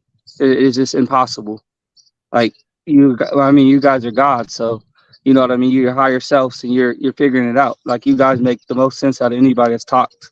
You know, people don't want to agree with you, think you're brainwashed, but that's the problem. They're brainwashed. You know what I mean? That's why you guys were seeking the truth and trying to go to nature, because there's too many people out here that has that mindset. You know what I mean? They want to cry wolf. I mean, like I said, Nature Boy ain't innocent by no means. But like you said, there's a lot of things that just don't make a lot of sense. You know what I the, mean? the thing Go is, ahead, bro, Tom. the world is always going to support you in your own victimization. Like that's going to be an Hmm. easy perspective to find because it's an easy perspective to take. It's not Hmm. hard to feel like the whole world is against you and the world just sucks and nothing is your responsibility. That's the easy route. Of course, Hmm. most people take it. Of course, Hmm. most people want to assign you that label. It is much harder, much more difficult, requires much more out of the individual to summon the courage to take ownership and accountability Hmm. for your life. And until you can do that, everything else is just going to be a byproduct of somebody else's doing. Like you have no control over your thoughts, your actions, your behaviors, the way you move. Bad things can still happen to you, but it doesn't. But when you take accountability, what happens is that you see your role in it. That's all we're saying. When you can see your role in it, now you can begin to craft your better reality. Now you can begin to just know that the actions that you're taking are getting you towards a certain result. And so that's all we're saying is like when you refuse to do that, it's like you're gonna be blind and you're basically gonna say like, I don't know why this happened. Lock this bad guy up, lock that person up. Do like take away the things that are negative in my reality because I don't know how I relate to them. I just know that they're here. I just know that Nature Boy popped up and I don't like that. Like, oh, but you didn't see when you were watching, tuning in every single day. You didn't see when he was being convicted of other shit to other people, and you still chose to go. You didn't see when you were away, but then chose to come back again. Like all these things you ignored, and you could say it was brainwashing. You could say he had control, but until you reclaim that ownership over that and say like, I did dismiss a lot of things, I did go along with a lot of things, that's when you're going to have true power over your life. And that's what we want for everybody that was there, because that's the only thing that has helped us. The only reason we're here, be able to speak what we're speaking, living the life that we have, is because we took ownership. And if we didn't, we'd be over there testifying just like everybody else, Or hiding. or hiding, yeah, or not speaking up about it. So If that's true, that's basically I was just trying to say, basically, like you said, that's why our people are so behind because we take everything as a being a victim instead of being responsible and figuring a way out. And I'm not saying we go do, like you said, what you guys tried to do to figure it out. Like you said, we just got to keep each other accountable. So I had one last question. Did you guys get anything? Was there anything good, or did you see anything that was actually good about the journey that you took with that when it comes to Nature Boy being in nature? Did y'all experience anything that you were looking for at all, or was it just from the beginning almost like you wanted it to be and it never was? I mean, from the beginning, it was this dichotomy of like positive experiences and not so positive, or just like stress and a lot of shit. I mean, I really enjoy the community aspect of it, like us coming together and really like just having a life together where we would make food, we would laugh, we would go on adventures. Like that part was really cool. So just like the social, like community aspect of it was really enriching, and it's something that I still like crave and look for, afterwards. But I mean, it was just a lot of it was a movie, bro. So it was like it was a movie. So in that instance, it was always something interesting going on. Even when it was stressful, it was still it was just a movie. Like Nature Boy never was a dull moment. Like every single day there was like something going on. So getting to live that and being in that situation, just it was so unique that it gave me like a different perspective on life, and just the ability to experience it and come out of it has really like shifted and transformed my life personally. Yeah. For me, yeah, it's after leaving and being away from it for a while, I was able to see the point of it. I was able to understand what he was trying to teach. Being in there, you ain't going to absorb nothing. It's just a cesspool of just a whole bunch of stuff and people. But once you leave and give yourself time to like really heal from it, like, and maybe this is their way of healing is by calling themselves victims, but you're not going to truly heal until you take true ownership of it. Everybody got their own way of dealing with this. And we can all have an opinion, just like y'all have an opinion about how we're dealing with it. But once I started living my life and I started seeking the truth, continually seeking the truth, trying to test out what he said, most of everything what he said, because some of the stuff was just his opinion.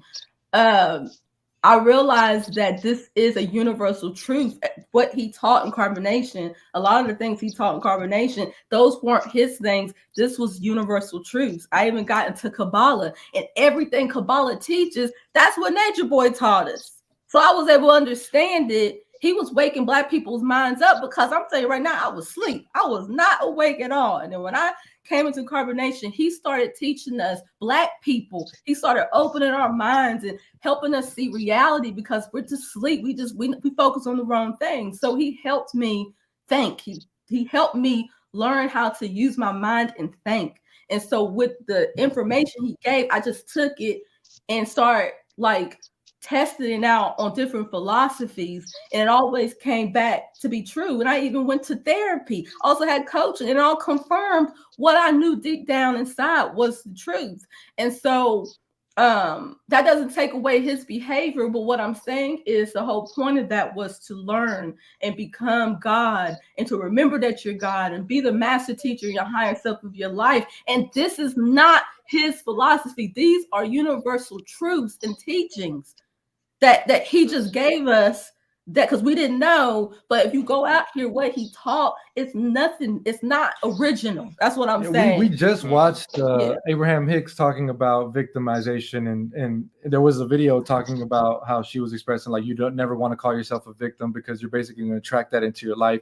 So it's like when other people say it, Yeah. people allow it and tolerate it, but in the context of this circumstance, people's emotions are so caught up in it that they're not able to be logical about it. They're not able to have a objective perspective. So it's like, I get it. You know, I know why people in the comments are like, you guys are disappointing, like you guys are still under the spell. I understand, like it doesn't even phase us anymore, because we just understand it. We understand the perspective that they're coming at it from, which is an emotional perspective, and it's also not a very insightful one. It's one that was detached from actually being in the experience, and it also might be one that doesn't even share our values of looking at life the way we look at life. I get it. You don't want to be, constantly working on yourself. You don't want to like take accountability. Okay, maybe that's not valuable to you. Maybe you don't want to live the kind of life we're living. Understandable. That's why you don't like what we're saying. Yeah. I get it. But for those that do understand what we're saying and do want to follow down the path, they get it, and so it's like there's no convincing people. You are who you are, and whatever you resonate with, and that's why we don't reject what Gus going to carbonation with, because clearly we resonated with it. Clearly there was a part of us that was intrinsically linked through space and time to have that experience and to be who we are today. So it is what it is, and that's just the way we look at it. Yeah. So I know I said one last question, but one just last, like, are you guys going to go live and start doing some teachings yourself? Because like you said, you guys know a lot of the truths, and it sounds like you guys are real true about this. You know what I mean? That you really want to. So I mean, it'd be something I would like to keep following and learning more about. So if you guys going to be doing any of that stuff in the future? Well, we've been doing it since we left. We like if you go Yeah, on I didn't even know. Yeah, we're on So, Insta. We've been teaching since we left, and I ended up having a coaching business, doing birth chart readings and graphic designs, and now he's about to open up even more into wild kids. So like we have not stopped teaching since we left. awesome. Thank you. I appreciate you for having me. All right, man. Thanks. Let me see if this person. Oh, they're still here. Star Child. Can you hear me? Yeah. Oh, hello. Greetings. So good to see you guys. Okay. Hey. I agree with everything you guys have been talking about. I started following y'all when my daughter was born in 2018, and just being at home with her, I started watching y'all on YouTube, and a lot of what Grace just said about the message that the carbonation had, and a lot of that stuff, you can, if you were smart enough, you just take what you need, spit out the rest.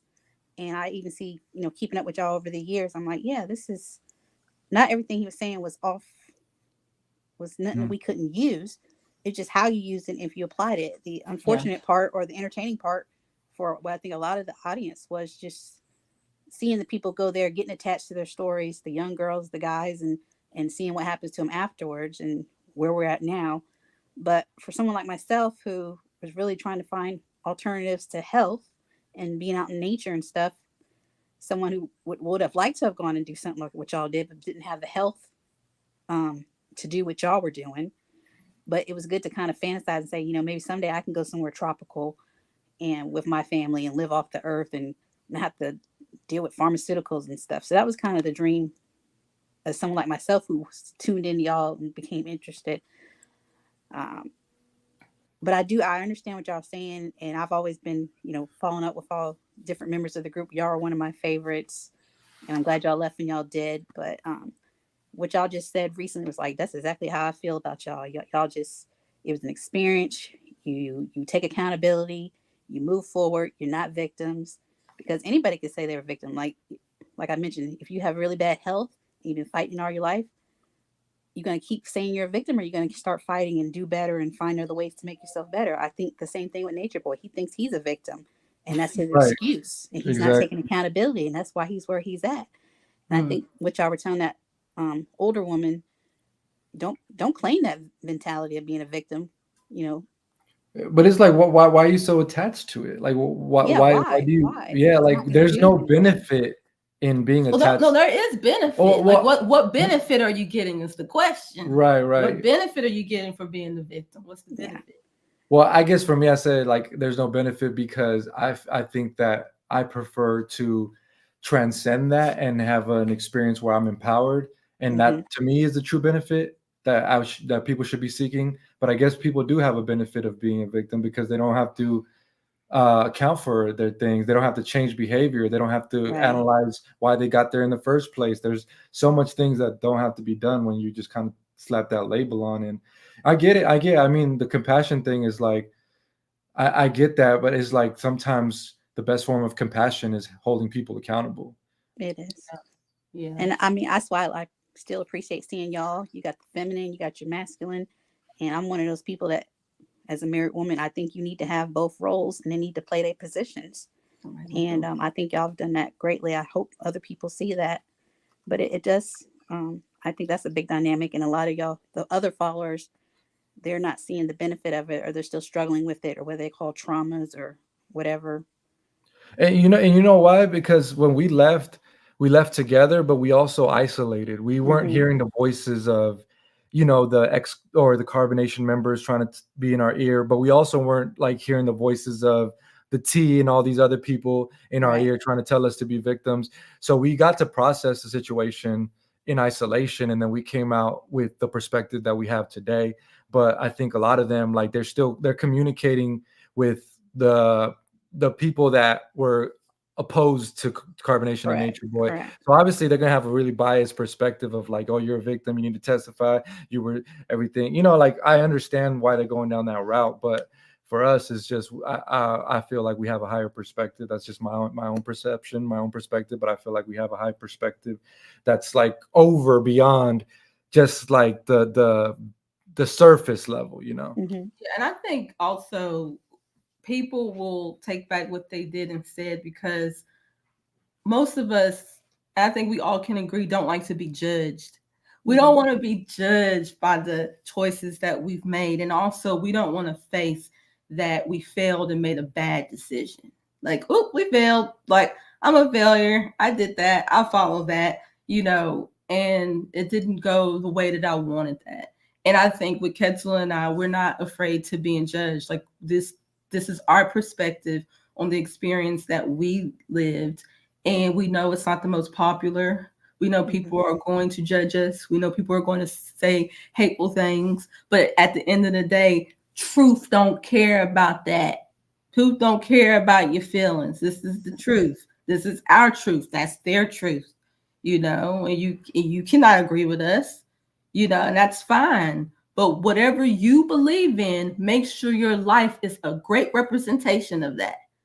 See, we can speak firmly about what we're talking about because our perspective gave us this life. Our perspective led us there, but because we were able to hold ourselves accountable, our perspective gave us this life in Hawaii, where we are sovereign, where we don't have nobody authority over us anymore. Mm-hmm. And if you continue with that victim mentality, you're always going to seek someone having authority over you. And we are wanting to free you from that. We want you to be free. We want you to be great. And in order for you to be great, you can't coddle people. You can't victimize people because you're great. You got this. You're capable. And then, it's okay to fail. It's okay to fail and start over and get back up. Yeah, it's okay you failed. It's okay you made that decision. Get back up. What you gonna do now?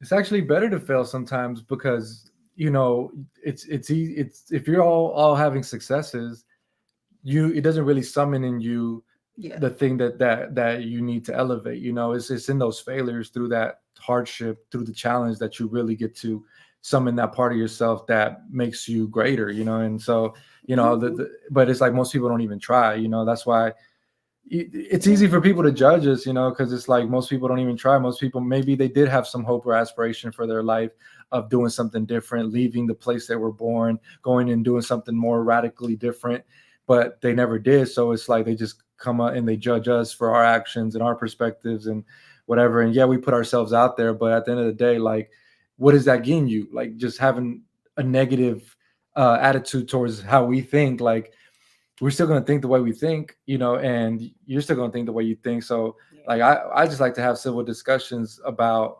it, and share our perspective and let people gravitate to what they gravitate to. You know what? Y'all said something. If we're all victims, that means Nature Boy is a victim too. See, they forget about the law of polarity. Right. So that's why I'm like, no, because I know he ain't no victim. Absolutely not. And I know we're not no victims. So you can't have one side. If you call me a victim, that means because there's people that think he's a victim too. Are they wrong? Are they wrong? Yeah, exactly. Oh, right. What'd you say in the interview? You said they have sympathy. They wanted you to have sympathy for the people testifying, and then you said, I don't have sympathy for them because if I have sympathy for them, I have to have sympathy for him. Yeah, and I don't. Don't have sympathy for me, y'all. Don't have sympathy for me. Judge me accordingly. I want you to. It keeps me accountable. It keeps me upright. It keeps me doing the right thing because you're judging me based on that. And I'm not going to sit here and go and do something. Go, oh, I'm sorry. Okay. No, judge me accordingly. That's why I've always been consistent. I've always been consistent through this. I never changed up. And the only reason why I'm speaking out about Nature Boy now is because I confronted him. I let him know what the business was. And so now I'm able to speak freely. And he's on trial. And everything's coming out anyway. Yeah, so. But other than that, you never saw me come out here and exposed everything. No, why would I gonna do that? I don't got nothing to prove. I was there, and now I'm not there. It didn't go the way that I wanted, and I'm out. And eventually, time will tell. Karma will always come up. She's a very dedicated bitch. Okay, I'm gonna give my revenge, but the best revenge you can get is living well. And y'all do that well. I'm gonna let y'all go, but I appreciate y'all having me on. Thank you. Take care. Let me see. Hey, KT. Hello. Can you guys hear me? Yep. Yeah. Hi. Oh my God. This is the first time of tuning into you all. Thank you for sharing and coming in and tuning and tapping in and sharing your story. Just to get you a little background. I've been following you guys for a few years now, probably 17, and carbonation also. And like you all were saying, everything is totally on point and correct. And like you were saying before, like stepping out of that victim mentality is the best route to go, personally, especially like when you've been through it in person and then also coming from a person who like wanted to go, like was on the cusp of coming, like wanting to like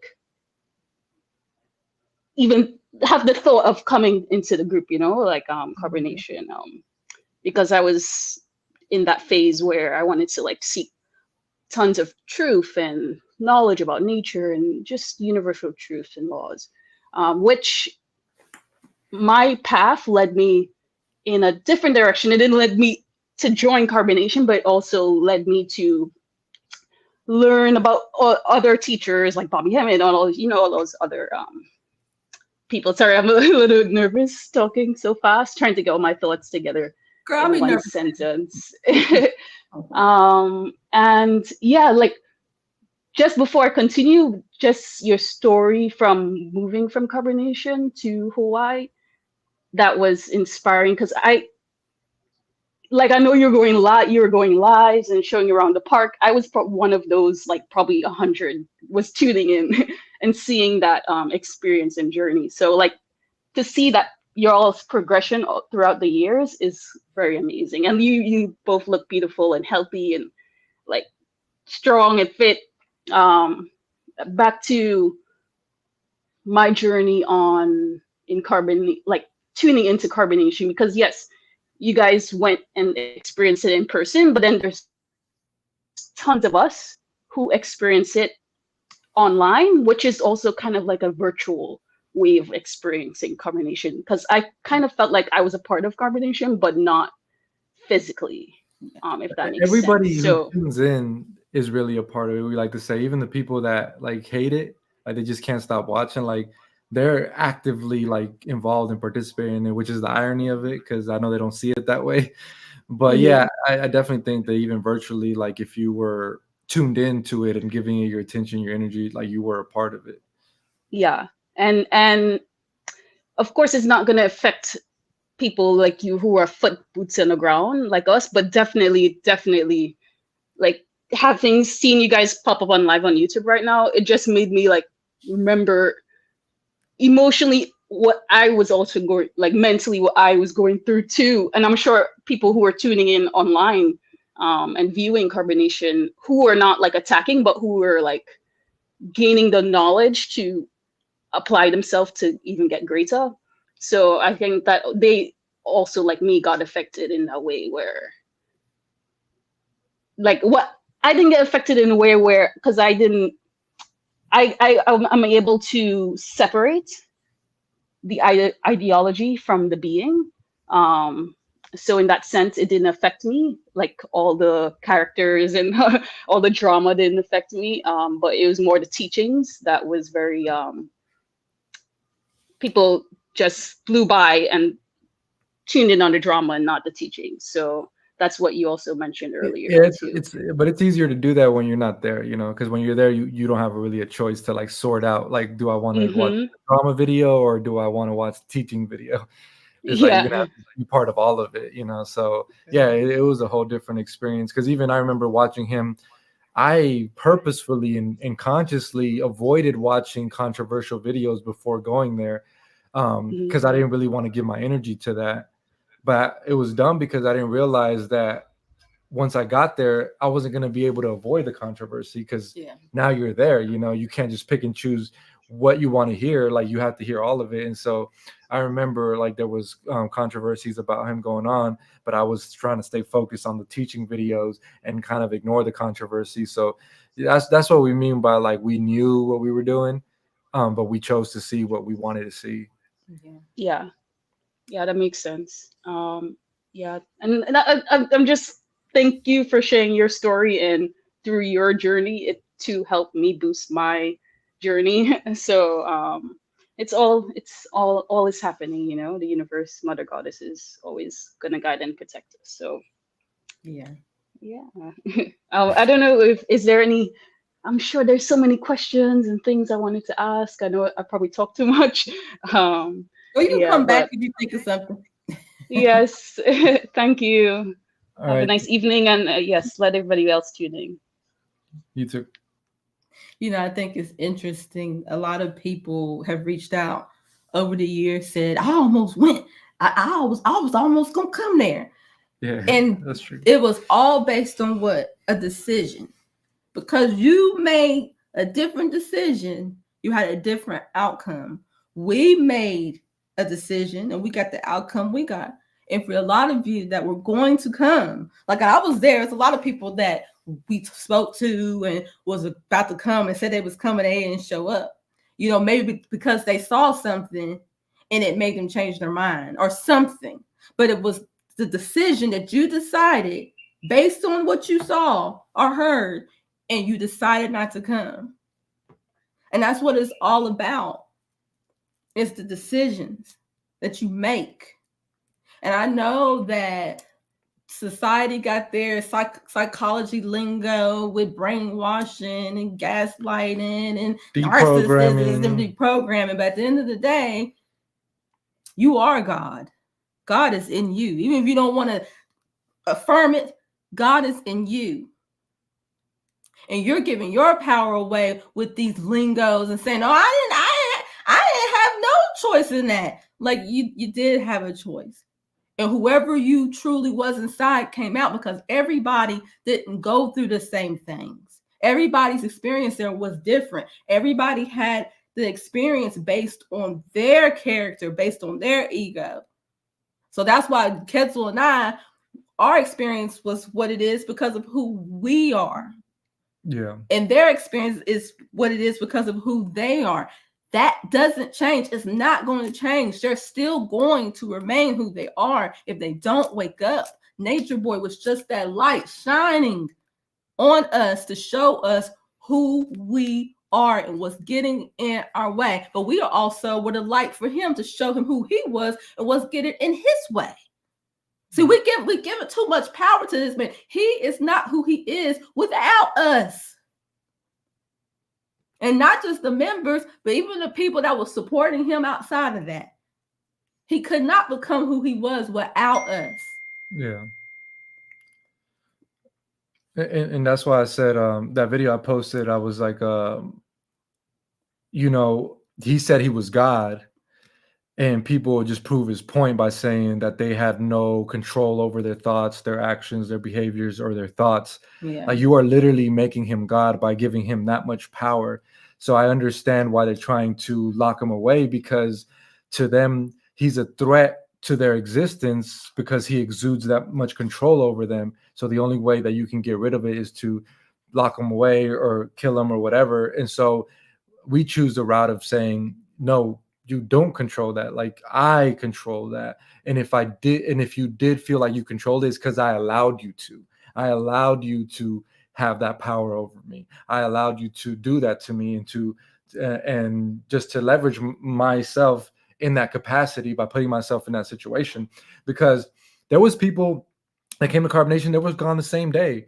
They was gone the same day. They said, absolutely not. I am not doing this. Like, And so that's why we say at the end of the day, you can't control every single variable in existence, but you can control yourself and how you respond to every single variable in existence. Mm-hmm. So rather than going on this campaign and lock up all the bad guys, what we've done is to reinforce ourselves to be strong enough to deal with whatever comes our way. Mm-hmm. So, because we know that's not what's more realistic, that we remain a victim and hope that the world protects us from all the challenges and the bad things of the world, or that we empower ourselves so that even when those things present themselves, that we can manage and navigate them to the best of our ability for our best outcome, Yeah. So because when I was at Carbonation, I did go along with things. I had to see myself like, you don't agree with that. Why did you go along with that? So then I had to reflect. You have the type of personality that will go along with things even when you don't agree with that. This situation is just exposing that. Maybe in other situations there wasn't enough pressure for you to realize that, but this situation is just showing you that. So you could either try to end the situation so you don't have to see that anymore, but it's still going to be a part of you. So the best thing that you could do is to overcome that, or to accept that about yourself, so that you can move forward with more awareness of yourself and make better decisions moving forward. So, like, I don't know if people are gonna understand that, but that's just the mindset that we've taken on leaving, and it's helped us tremendously. Yeah. And I'm not going to be distracted or misled by what's going on currently, because it's so much more bigger than that. This is just the result of everyone's actions. This is the end of how we acted. We were out of balance. We were playing a story. When I said I was God and I'm a higher self and all, I believe that, and I'm still saying that. I'm not reneging on that. But what I'm saying is, you have a group of people that now are saying that they didn't believe that, they didn't want to do that. The result is what's happening with him and the victim now. This is the result of our actions. This is the fruit of the seeds that we planted. This is the end result, because they were not authentic to what they were teaching and preaching and putting out online. So you mean to tell me that all those things that you said, you really didn't believe it? You really didn't want to say that? There's consequences to that. You're using the Lord God's name in vain, and that there is consequences to that. We know that when we were Christians. You just can't just be throwing out God's name and representing God the way that you were, and then the whole time like, oh no, I didn't really want to do that. There are consequences to that. You are responsible for what you've done, not by what I said. It's the universal law will make you responsible. Now, you can be protected by man's law, but God's law trumps everything. You're not going to get away with nothing. We're not getting away with anything. So you may get away with it this lifetime, but your next lifetime is going to catch up to you. And that's what I am wanting them to know and remember. Remember the point. We are all bound by God's law. Okay? But do you think that people there really didn't believe it? Or do you think that they did believe it and that they're refusing to acknowledge that they believed it? Well, that's what I'm saying. They playing. If they're doing that, they're playing, because it's like you're being judged by God. You're being judged by that. You're being judged by the universe, by what you're saying. So you can flip-flop. Because for us, like, we've continued to live a certain way, right? Yeah. And to think a certain way and have certain beliefs even after leaving there, because we're under the guise of, no, we actually believed in the mission. Like we actually believe in the things that we were doing and how we were living. But it seems like there's others who aren't, because obviously they're testifying in a court of law, which we would have never. That's a different world. Like we were not in agreement to that world, because the court of law represents everything about civilization, right? It's like it's this idea that man can formulate a judgment for another man, that we can use the force of military, of police, to try to control people into doing the right thing, right? That's a man's law way of looking at it. But when we were carbonation, we were operating on a whole different premise. So it's just so strange to me that they're going to use that court system where that wasn't even in our beliefs at that point. So either you never really believed it, or you did believe it and you changed your mind.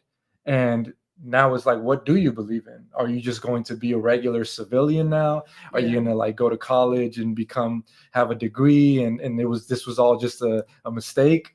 Or because I still feel like, well, the thing is that can be true, but the fact of the matter is, you representing God, you are representing what is sacred, you're representing spirituality, and because of what you did, you're not going to get away with that. It's like, you can say, oh, I don't believe that, but your universe is always going to attract who you are. You're not going to get away with it. You can't.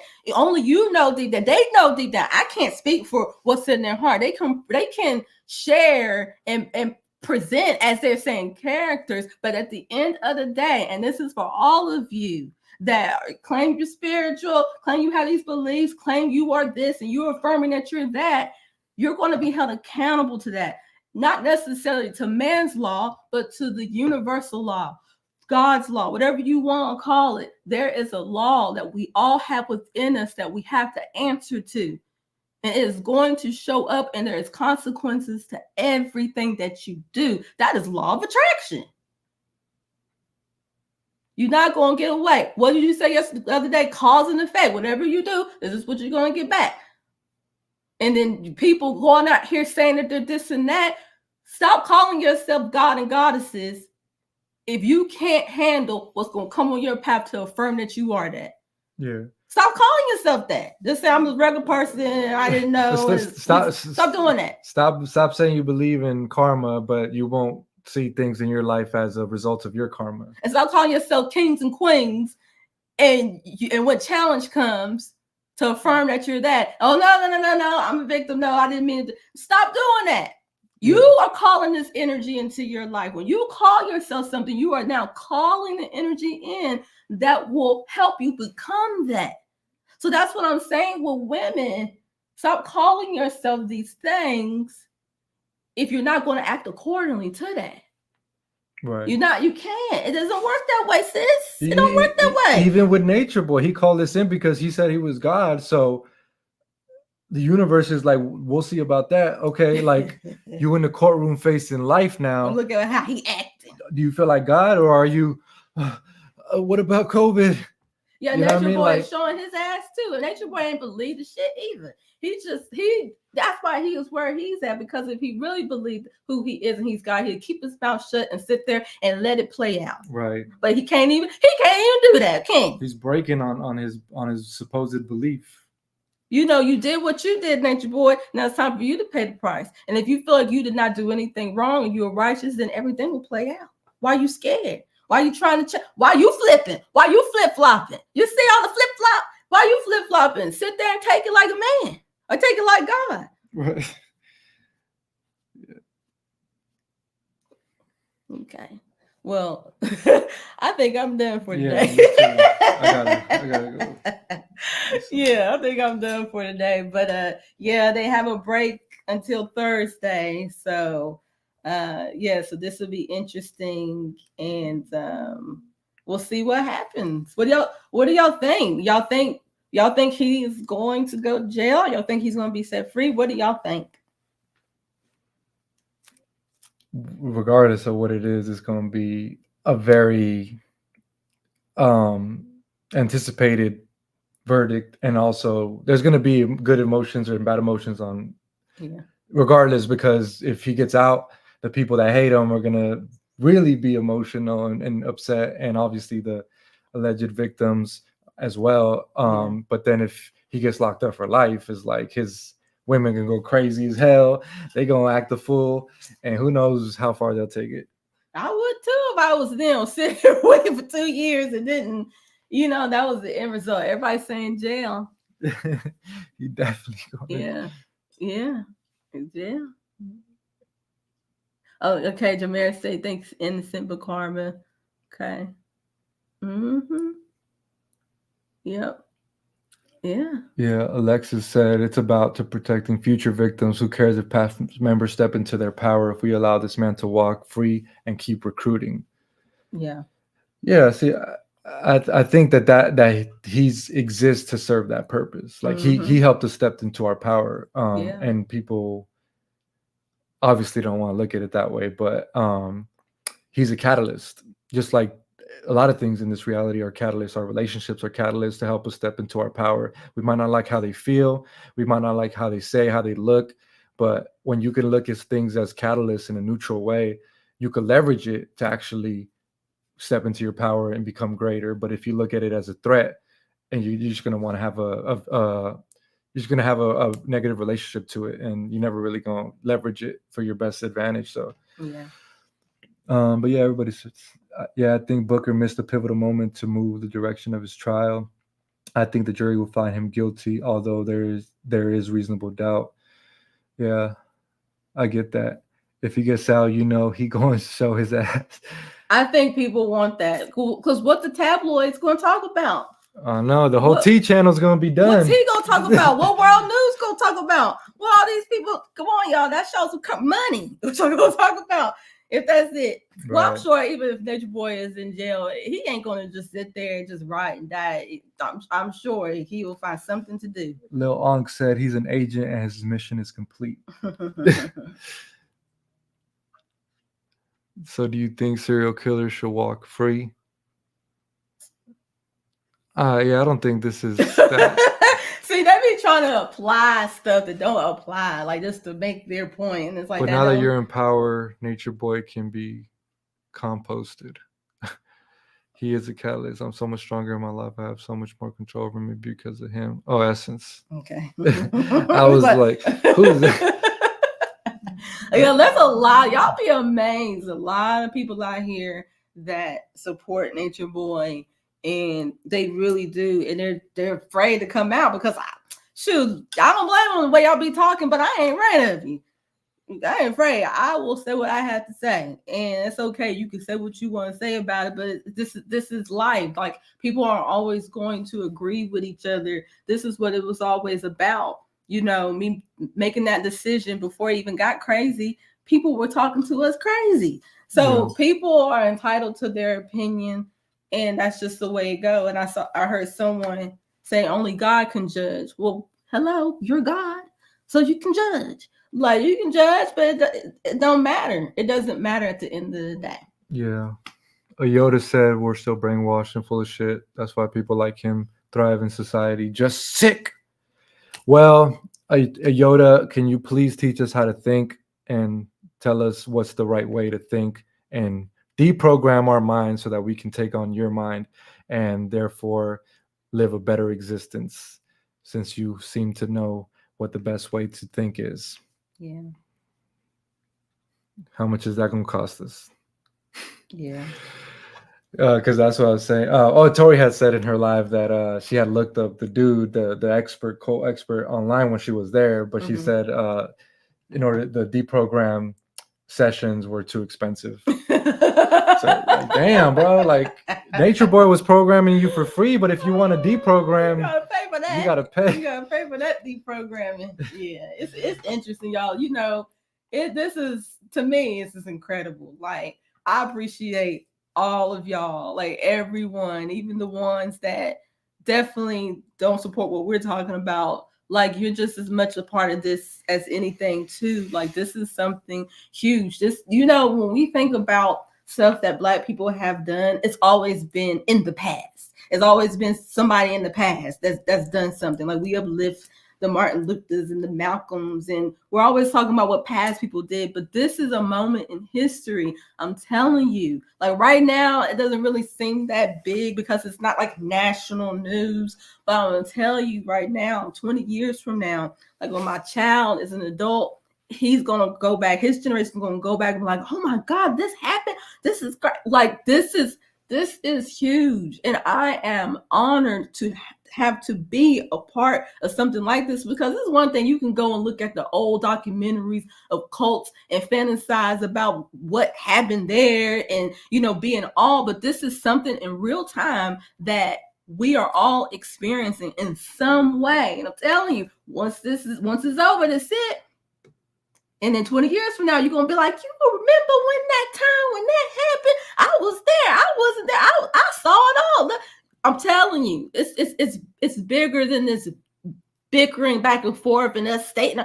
No, this is huge. This is a part of history that we will always remember and be able to live to tell as long as we have breath in our bodies. So, and we're just being real with it, because there's ex-members who, like, they feel that way too, but they won't display it to the public. Like, they won't share to the public that they're watching the case or keeping up with it. They just kind of try to disconnect themselves, which I get. You know, that some people don't want to be associated with it and everything that comes along with it. But we just know that, hey, this is something that was really important to us in our process, and we know that it's something that is significant. And this is like the end of it. Like we said, like at the end of the day, like this is a culmination of carbonation.